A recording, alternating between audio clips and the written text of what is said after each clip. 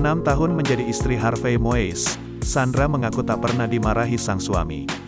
Pengakuan tersebut diketahui lewat postingan Instagram Story @sandradewi, Minggu, tanggal 15 Mei tahun 2022. Awalnya, aktris 38 tahun ini membuka tanya jawab dengan pengikutnya di Instagram. Kemudian seorang warganet yang bertanya terkait kebiasaan Harvey Moise selama di rumah. "Pak HM kalau di rumah, suka ngomel nggak kak?" tulis seorang warganet.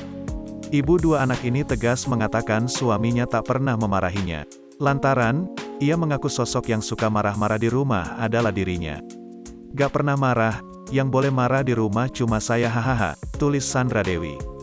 Mengetahui istrinya suka marah dan ngomel-ngomel, Harvey Moise sempat memberikan tantangan pada Sandra Dewi.